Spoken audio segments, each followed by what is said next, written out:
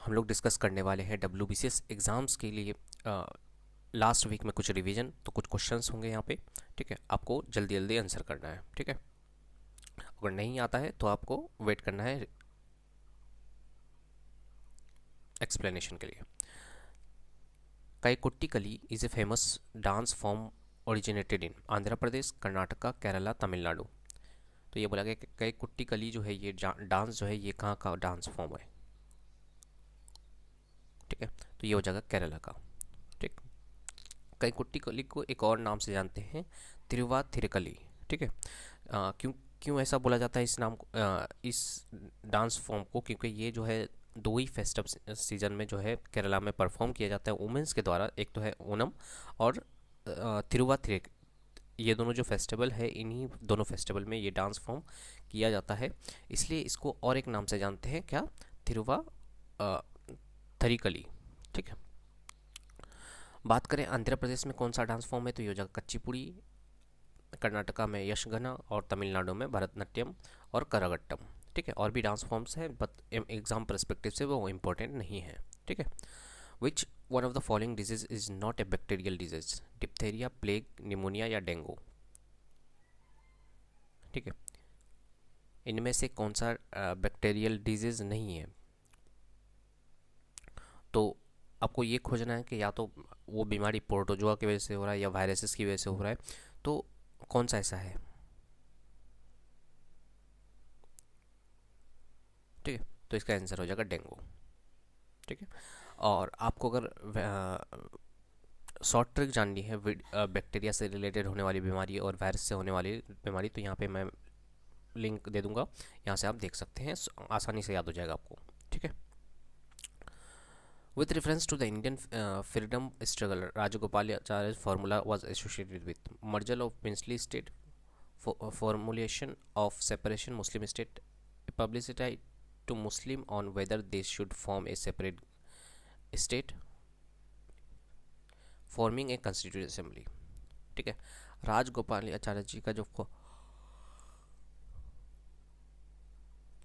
Formula था वो किस चीज़ से रिलेटेड था, प्रिंसली स्टेट को मर्ज करना, मुस्लिम्स के लिए formulation of separate state for Muslims. ठीक है, या plebiscite to Muslims on whether they should form a separate, मैंने उनको छूट देना कि वो मुस्लिम स्टेट बना रहे हैं या नहीं बना रहे हैं, उनकी मर्जी पर, या फॉर्मिंग ए कॉन्स्टिट्यूंट असेंबली। ठीक है, तो इसका आंसर हो जाएगा a plebiscite to Muslims on whether they should form a separate state और नॉट। ठीक है, तो राजगोपाल आचार्य जी का जो फॉर्मूला आया था वो 1944 में आया था। ठीक है, तो राजगोपालाचार्य जी इंटरनेशनल कांग्रेस के ही लीडर हुआ करते थे जिस टाइम डेडलॉक हो गया था, पॉलिटिकल डेडलॉक। ठीक है, कांग्रेस और मुस्लिम्स के बीच में, तब उन्होंने ये प्रपोजल रखा था। ठीक है, the adaptation of industrial policy of 1956 coincided with the which 5 year plan, third 5 year plan, first 5 year plan, second 5 year plan या फोर्थ 5 year प्लान। ठीक है, तो बोला गया कि इंडस्ट्रियल पॉलिसी जो 1956 में आया था वो कौन से 5 year के साथ अपनाया गया था। ठीक है, तो इसका आंसर हो जाएगा, हम लोग जानते हैं कि सेकंड जो 5 year प्लान था जो कि 1956 से लेकर 1961 में हुआ था, उसी 5 year प्लान के तहत इंडस्ट्रियल पॉलिसी जो आया था 1956 का, उसको अपनाया गया था। Which one is the famous painting of जामनी रॉय, भारत माता, Shiva and Sati, black horse या सहज पथ। ठीक है, जामनी रॉय का जो फेमस पेंटिंग है उसका क्या, उन्होंने कौन सा पेंटिंग किया था, भारत माता वाला पेंटिंग या शिवा एंड सती वाला, ब्लैक हॉर्स या सहज पथ। तो इसका आंसर हो जाएगा ब्लैक हॉर्स। ठीक है, जामनी रॉय जो ने पेंटिंग किया था वो था ब्लैक हॉर्स, और भारत माता की जो पेंट किया था वो थे अभिंद्रनाथ टैगोर जी। ठीक है, ये बहुत बार पूछा जाता है भारत माता का, कि भारत माता का जो पेंटिंग किया था वो किसने किया था, तो ये हो जाएगा Rabindranath Tagore. Cranial nerves arising from the brain and spinal nerves arising from the spinal cord together constitute the peripheral nervous system, autonomous nervous system, central nervous system या endocrine system।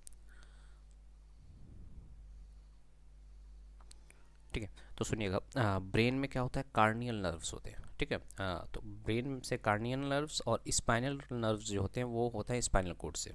ठीक है, तो दोनों मिल करके क्या बनाते हैं,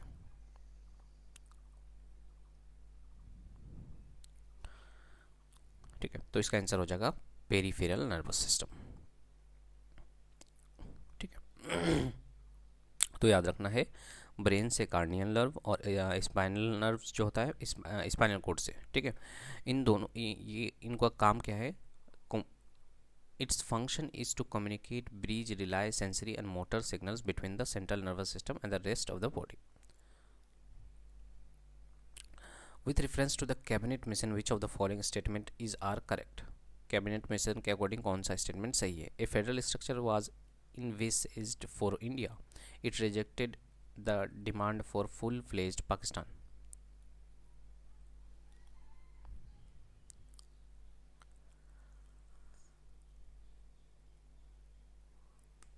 ठीक है, तो इसका आंसर क्या हो जाएगा,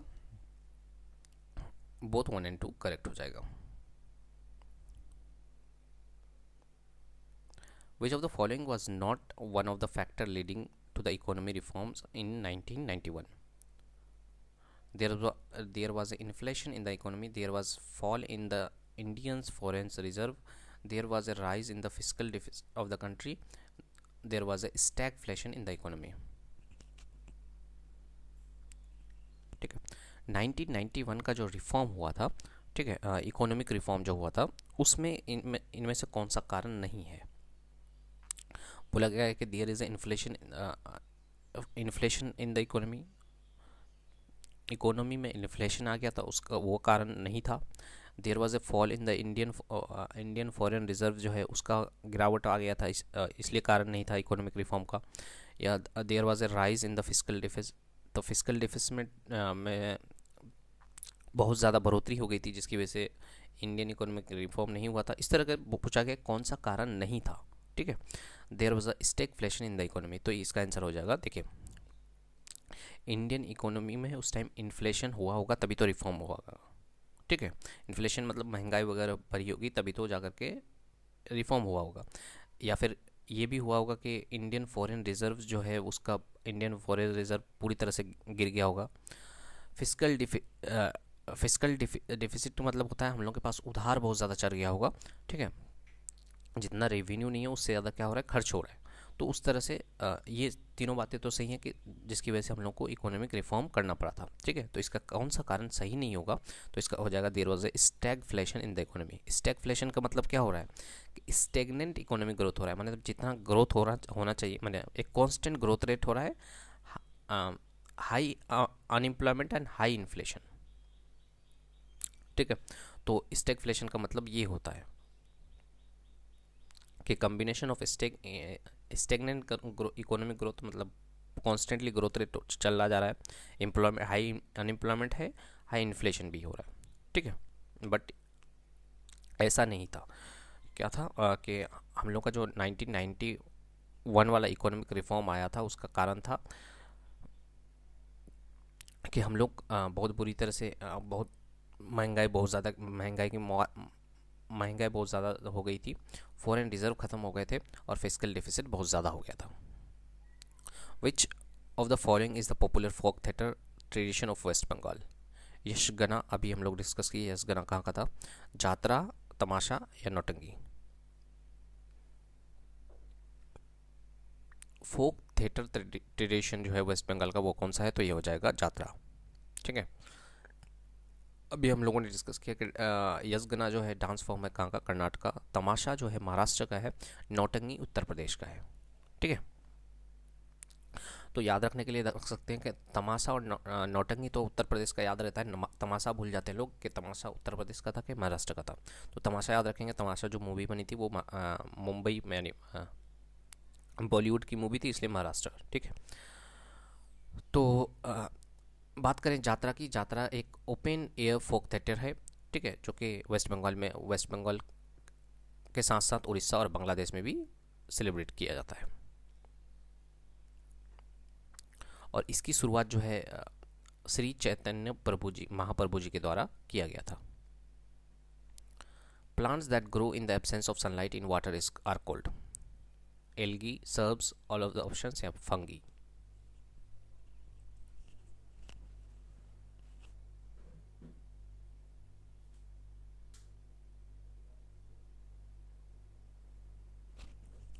ठीक है, तो बोला गया कि प्लांट्स जो कि सनलाइट के एब्सेंस में ग्रो करते हैं उसको क्या बोलते हैं, तो उसको हो जाएगा एल्गी, एल्गी बोलते हैं। ठीक है, एल्गी जो होता है या तो सनलाइट के एब्सेंस में या हल्की हल्की सनलाइट से वो सरवाइव कर जाता है। ठीक है, तो क्या बोला है, some specialised aquatic non flowering plant like red and brown algae, ठीक है, can survive and grow in deep water environment where sunlight is minimal. ठीक है, तो बोला गया कि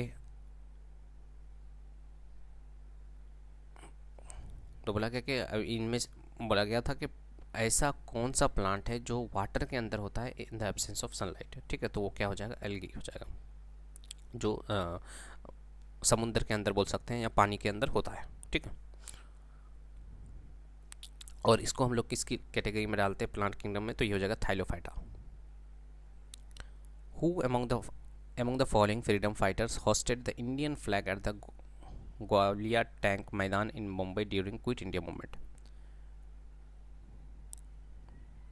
ठीक है, तो बोलेगा कि क्विट इंडिया मूवमेंट के टाइम पे जो मुंबई का ग्वालियर टैंक मैदान है उस पे किसने इंडियन फ्लैग को होस्ट किया था। ठीक है, तो इसका आंसर हो जाएगा अरुणा असफ अली। ठीक है, अरुणा असफ अली जो है लीडर हुआ करती थी। तो 9 अगस्त 1942 में जब शुरुआत होती है क्विट इंडिया मूवमेंट की, तो सबसे पहले उसको जो है ग्वालियर मैदान टैंक में पहले वहाँ पे जो है फ्लैग को लहराया जाता है। मैच द फॉलोइंग, ये इकोनॉमिक्स से रिलेटेड है। ठीक है, ग्रोस नेशनल प्रोडक्ट दिया हुआ एक तरफ, net national product, personal income, disposal personal income, इनमें से कौन सा सही होगा, क्या कौन सा करेक्ट मैच है। ठीक है, तो आपको जो समझ में आता है पहले उससे शुरुआत कीजिए। जैसे पर्सनल इनकम क्या होता है, ठीक है, annual income received by the individual production in A given period. ठीक है, आप अपने लिए जितना कमाते हैं, ठीक है, इंडिविजुअल प्रोडक्शन करके कमाते हैं, उसी को बोलते हैं पर्सनल इनकम। तो सी का ए नंबर, ठीक है, सी का ए नंबर एक जगह ही हो रहा है तो ये आप आसानी से मार सकते हैं, लेकिन बाकी बात करें बाकी सबको भी देखना है। ठीक है, तो ग्रोस नेशनल प्रोडक्ट और नेट नेशनल प्रोडक्ट में बहुत लोगों को कन्फ्यूजन होता है। ठीक है,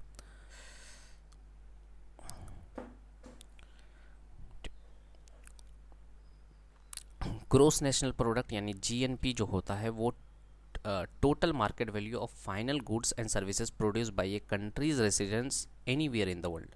ठीक है, जीएनपी का मतलब होता है हमारे देश के कोई भी वासी, ठीक है, कहीं पे भी किसी भी कंट्री में अगर वो कुछ प्रोड्यूस कर रहे हैं, कुछ सर्विसेज प्रोड्यूस कर रहे हैं, गुड्स एंड सर्विसेज, तो उसी को बोलते हैं जीएनपी। यानी कि अगर कोई हम लोग के यहाँ अगर कोई रेसिडेंट इंडिया में अगर कोई कुछ कमा रहा है तो वो जीएनपी के लिस्ट में आएगा। अगर वो कोई आदमी बाहर देश में भी काम कर रहा है लेकिन इंडिया में पैसा भेज रहा है, ठीक है, वो भी जीएनपी के लिस्ट में आएगा।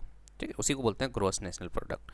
जबकि एनएनपी की बात करें तो उसमें जीएनपी माइनस डिप्रिसिएशन कर देते हैं। डिप्रिसिएशन का मतलब क्या होता है, the wear and tear on capital goods like machineries and buildings. ठीक है,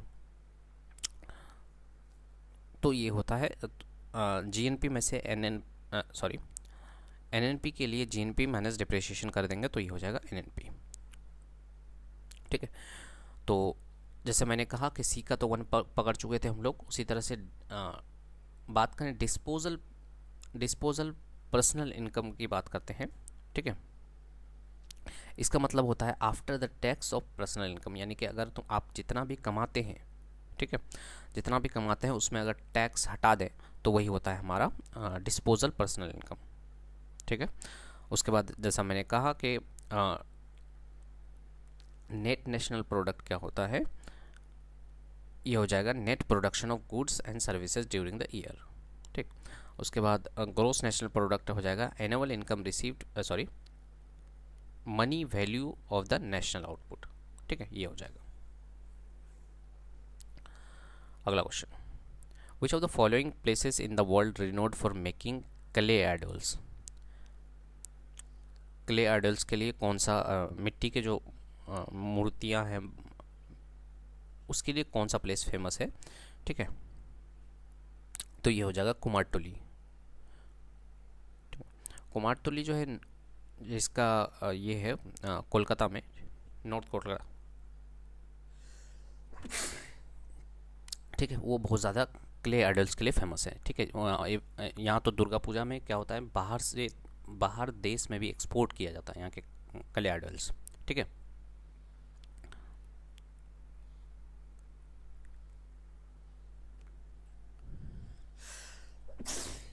ठीक है, चलिए। विच of the following hormones inhibit growth and is responsible for wilting of leaves. Oxygen, abscisic acid, cytokinin या जिब्रेलिन। ठीक है, तो बोला गया कि इनमें से कौन सा हार्मोन है जो कि प्लांट की ग्रोथ को रोकता है और wilting of leaves. Wilting of leaves का मतलब होता है लीव्स, पत्तियों में जो नमी होता है उसको ख़त्म कर देता है। ठीक है, वो सूखने लगता है। ठीक है, तो इसका आंसर हो जाएगा एब्सिसिक एसिड। तो याद रखना है, एब्सिसिस की वजह से प्लांट का ग्रोथ नहीं होता है और पत्तियां जो होती हैं वो सूख जाती हैं। ऑक्सीन का मतलब क्या होता है, ऑक्सीन का मतलब होता है एक तरह का हार्मोन है जो कि सेल के इलोंगेशन एंड एपिकल डोमिनेंस में हेल्प करता है। ठीक है, ये एक तरह का ग्रोथ ही है जो कि सेल के इलोंगेशन में हेल्प करता है। ठीक है, साइटोकिनिन, नाम से ही पता चल रहा है, साइटोकिनिन मतलब होता है सेल। साइटो का मतलब होता है सेल। ठीक है, तो सेल डिवीजन में हेल्प करता है प्लांट में, stimulate cell division in roots and shoot system. ठीक है, तो साइटोकिनिन से सेल का जो डिवीजन है वो बढ़ेगा प्लांट में। उसके बाद जिब्रेलिन जो है बहुत ज़्यादा इंपॉर्टेंट है, जिब्रेलिन बहुत पूछा जाता है एग्जाम में। Promote stem elongation, flooring and seed generation. तो जिब्रेलिन कब वर्क करता है सुनिएगा, जब मान लेते हैं कोई प्लांट है जहाँ पे क्या होता है कि आपको प्रॉपर जो है सनलाइट नहीं मिल पा रहा है। ठीक है, उस प्लांट को प्रॉपर सनलाइट नहीं मिल पा रहा है तो उस टाइम जिब्रेलिन ही हेल्प करता है स्टेम का एलोंगेशन करके सनलाइट तक पहुँचने में। To protest against the Second World War, who was chosen as the first individual Satyagrahi by Mahatma Gandhi in October 1940? Vinoba Bhave, Jawaharlal Nehru, Mahadev Desai या पट्टाभाई सीतारमैया।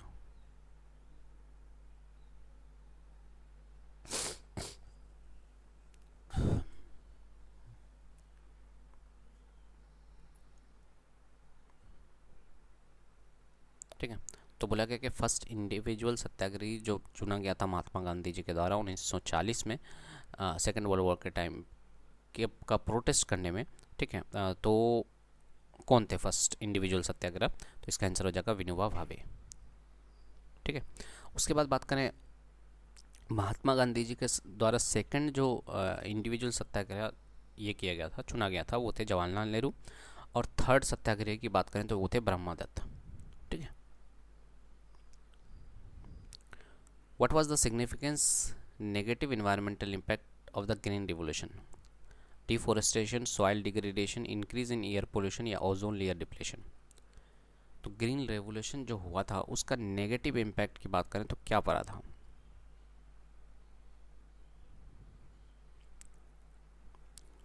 ठीक है, तो इसका आंसर हो जाएगा सॉइल डिग्रेडेशन। ठीक है, मतलब ये है कि ग्रीन रेवोल्यूशन में हुआ क्या था, हम लोग उपजाऊ वैरायटी के सीड्स यूज़ करने लगे थे, बहुत ज़्यादा केमिकल फर्टिलाइज़र यूज़ कर सके थे ताकि हम लोग का डिमांड जो है उसको पूरा कर सके। ठीक है, तो जिसकी वजह से क्या हुआ, जो अगर बहुत ज़्यादा क्रॉप यूज़ करेंगे तो हम लोग का क्या होगा, सॉइल डिग्रेड हो जाएगा आहिस्ते आहिस्ते। ठीक है, केमिकल की वजह से। उसी तरह से हम लोग अगर हाई यील्ड वाला सीड्स यूज़ करेंगे तो आहिस्ते आहिस्ते उसको न्यूट्रिएंट्स जो है वो ज़मीन में ख़त्म हो जाएगा। The earliest example of Bengali literature is. ठीक है, बंगाली लिटरेचर का जो अर्लीस्ट एग्जाम्पल है वो क्या होगा? ठीक है, तो इसका आंसर हो जाएगा चर्यापदा। चर्यापदा जो है ये एक तरह का mystical poems and spiritual hymns है, जो कि कंपोज किया गया था किसके द्वारा, बुद्धिस्ट सिद्धाचार्य जी के द्वारा। ठीक है, कब 18 टू 12 सेंचुरी सीई में इस ये किया गया था, कंपोज किया गया था, इसलिए ये बंगालीज का अर्लीस्ट लिटरेचर है। Identify the organelle present in the plant cell that is not in the animal cell, plastid, nucleus, neurons या साइटोप्लाज्म्स।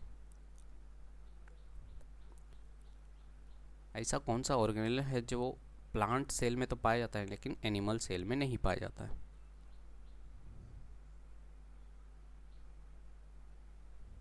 ठीक है, तो इसका आंसर हो जाएगा प्लास्टिड। प्लास्टिड का मतलब क्या है, प्लास्टिड के कौन कौन है प्लास्टिड में, क्लोरोप्लास्ट है, क्रोमोप्लास्ट है, लीकोप्लास्ट है। ठीक है, जो कि प्लांट को प्लांट के फोटोसिंथेसिस और फोटो स्टोरेज में हेल्प करते हैं। ठीक है, सुनिएगा ध्यान से। प्लास्टिड, जैसे कि प्लास्टिड की बात करें, क्लोरोप्लास्ट, क्रोमोप्लास्ट, लीकोप्लास्ट, ये प्लांट के फोटोसिंथेसिस और फूड स्टोरेज में हेल्प करते हैं। तो अब एनिमल तो फूड, एनिमल की बात करें तो एनिमल तो फोटोसिंथेसिस नहीं करता है, तो उसमें जिसकी वजह से क्या होता है, प्लास्टिड वगैरह एब्सेंट होते हैं एनिमल में। ठीक है, इसको मैच करना है अहमदाबाद मिस्टेक, खेदा सत्याग्रह, जलियांवाला बाग मैसेकर, चंपारण सत्याग्रह। ठीक है, तो सबसे पहले जो हुआ था वो हुआ था चंपारण सत्याग्रह 1917 में। ठीक है, उसके बाद हुआ था अहमदाबाद मिल स्ट्राइक 1918 में। उसके बाद फिर हुआ था खेदा सत्याग्रह, उसके जस्ट बाद ही, ठीक है, 1918 में ही हुआ था, मार्च अप्रैल में हुआ था। ठीक है, उसके बाद जलियांवाला बाग मैसेकर 1919 में हुआ था। ठीक है, तो जैसे बात करें अहमदाबाद मिल स्ट्राइक जो हुआ था ये हुआ था फरवरी मार्च में। ठीक है, जबकि बात करें खेदा सत्याग्रह की बात करें तो ये मार्च में हुआ था। ठीक है, तो उसके बाद ही हुआ था जस्ट। ठीक है, तो इसका आंसर ये हो जाएगा। In which of the following situation does the government run a deficit budget, when a government expenditure and revenue both are zero? When the government expenditure exceed the revenue, when the government expenditure equals revenue, when the government revenue exceed expenditure.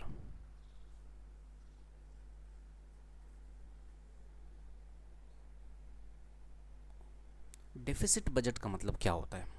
ठीक है, deficit budget का मतलब होता है आपके पास revenue कम है लेकिन खर्चा ज़्यादा कर दे रहे हैं, उसी को बोलते हैं डेफिसिट बजट। तो अगर गवर्नमेंट के पास एक्सपेंडिचर ज़्यादा है, ठीक है, और रेवेन्यू कम है, रेवेन्यू कम पैसा कम आ रहा है लेकिन खर्चा ज़्यादा हो जा रहा है, तो उसी को बोलते हैं हम लोग डेफिसिट, है ना। उन्हें when a government expenditure exceed कर जा रहा है रेवेन्यू से। Collection of Rabindranath Tagore song is also known as Sanchayita, Gitanjali, Gita Bitan या नन ऑफ दीज?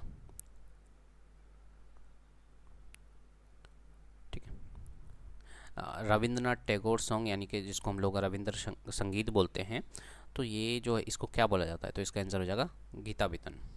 ठीक है,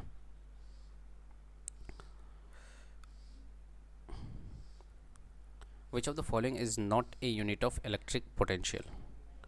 वोल्ट, न्यूटन पर कूलम, न्यूटन मीटर पर कूलम या जूल्स पर कूलम? ठीक है, इलेक्ट्रिक पोटेंशियल का यूनिट कौन सा नहीं है? तो यूनिट, इलेक्ट्रिक पोटेंशियल का जो यूनिट होता है वो वोल्ट होता है। ठीक है, उसके बाद न्यूटन मीटर। अब आपको अगर फॉर्मूला पता है कि इलेक्ट्रिक पोटेंशियल होता क्या है या क्या रिलेशन क्या है, तो वर्क के साथ तो आप आसानी से कर सकते हैं। ठीक है, तो एक्चुअली होता क्या है, वर्क के साथ जो इलेक्ट्रिक पोटेंशियल का रिलेशन होता है वो होता है इलेक्ट्रिक पोटेंशियल बराबर वर्क अपॉन चार्जेस। ठीक है, माने इलेक्ट्रिक पोटेंशियल का मतलब ये होता है कि हम लोग 1 यूनिट चार्ज को एक जगह से दूसरी जगह ले जाने के लिए जितना वर्क करना पड़ेगा उसी को बोलते हैं इलेक्ट्रिक पोटेंशियल। ठीक है, तो आप अगर जानते हैं तो वर्क का मतलब क्या होता है, वर्क होता है फोर्स इनटू डिस्प्लेसमेंट, यानी न्यूटन मीटर, और चार्ज का मतलब हो जाएगा कूलम। ठीक है, तो न्यूटन मीटर ये भी सही है। उसके बाद joules per coulomb, work done को वर्क डन हो या एनर्जी हो, दोनों का यूनिट सेम होता है तो जूल्स हो गया, और चार्ज का कूलम, तो ये हो जाएगा। ये भी सही है, ये भी सही है और ये भी सही है, और कौन सा गलत है? सिर्फ न्यूटन पर कूलम गलत है। ठीक है। Who won the 6th Asian women's kabaddi championship? Iran, Nepal, India, Bangladesh. तो रिसेंट जो एशियन वुमेन कबड्डी चैम्पियनशिप हुआ था, ठीक है, 2025-26 में, तो कौन जीती है एशियन कबड्डी? तो इसका आंसर हो जाएगा इंडिया। इंडिया ने किसको हराया? तो ये इसका आंसर हो जाएगा ईरान। क्वेश्चन अब ऐसे पूछे जाते हैं, ठीक है, कि which team is defeated by India in the 6th Asian Women's kabaddi championship? तो ये इसका आंसर हो जाएगा ईरान। ठीक है, कितने से हराया है? 32-25 से। ठीक है।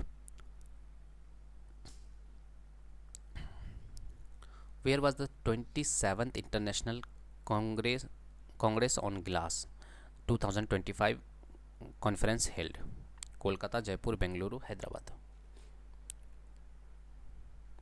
ठीक है, 27th इंटरनेशनल कांग्रेस जो कि 2025 में ही हुआ है। ठीक है,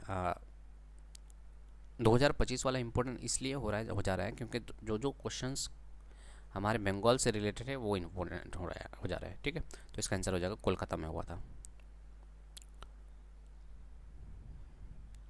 ठीक है, अगला question, with reference to the agriculture in India what is barani? Barani का मतलब क्या होता है? Rainfed farming, deity of agriculture, shifting agriculture या वेराइटी ऑफ मेज?